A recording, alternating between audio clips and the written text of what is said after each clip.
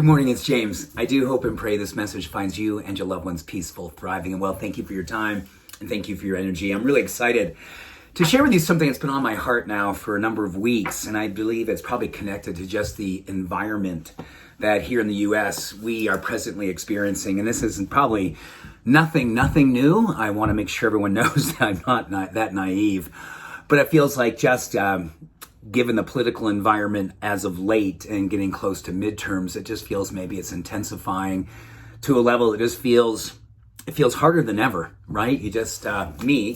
I'm just doing my very best to keep the high watch, do my very best to be an activist in love, inclusion, encouragement, kindness, compassion, acceptance, and really be what I really want to be each and every day, an activist that really expresses love. And I mean that naive way, just kind of like everything is awesome, but everything's not awesome. And love is really, really important. It's an emotion that really changes people. It changes us in terms of our ability to navigate stressful times and challenging times. And loving ourselves is what I want to talk about today. Self-love as a form of social activism. I think that one of the most beautiful things I've learned in medicine and learned in science and learned in just being someone who continually is looking for ways to encourage and improve and evolve for myself is because I want to be a beneficial presence on the planet. That's really my intrinsic motivation. Internal locus of control is basically a way that we get a chance to decide what it is that we're going to do each and every day, how we're going to show up. Is it lifting others through your demonstration? And I think the key here is understanding that an internal locus of control desire to have your self-love and self-acceptance be a form of social activism. To me, it's always been that the ego really was not involved. Or I should say the ego is involved to the degree in which it gives you the strength and the desire to show up that way. But you're not on outcome. And I think that's where the ego gets slippery, right? Well, how did it turn out? How did it look? Did it work? For me, the ego is the part that gives you the encouragement to get up and get out and do something good in the world with love. And then you know you're on purpose. And after that, you let go of the outcome.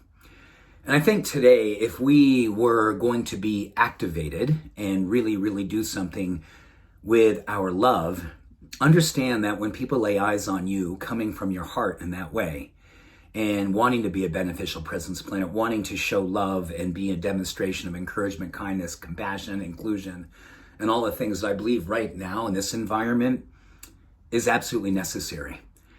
And I don't think it's a political thing. It's not a left or right thing. It's just the right thing to do. I think that more and more spiritual people are wondering, how do we navigate these times? And it can be scary sometimes putting ourselves out there heart first, wondering how it's going to turn out. Well, what I've understood for me personally is it's going to turn out the way it's going to turn out if we don't get involved. But it can turn out differently if we show up differently. We show up because when people do connect with something beautiful, something kind and generous, something loving and compassionate, something encouraging, we can't help but want to be connected to it. We can't help but want to be a part of it. And the beauty is that this emotional contagion is spiritual in nature. We connect with human beings at a deep, deep, thoughtful level that encourages the opportunity to invite in an activism, a movement. And yes, I believe so strongly right now that we cannot dim our light to make the world more comfortable.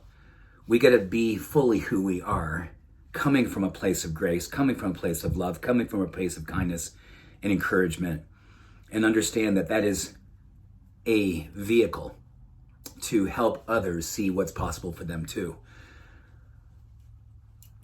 A little bit of outcome there. And I think that's just me being human. I want something good to happen.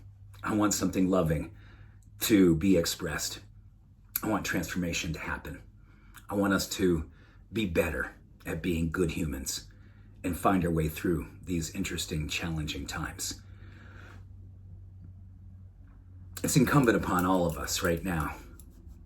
And I'm asking myself each and every day and encouraging you to consider what is yours to do right now.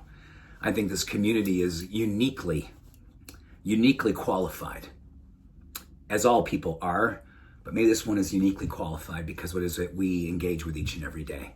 The power of hope, possibility, and love. And we go out in the world and do our very best to be demonstrations of it. On purpose, not an outcome. Thank you. Thank you for being you. I see you, I love you, and I appreciate you. Have a beautiful day. Bye for now.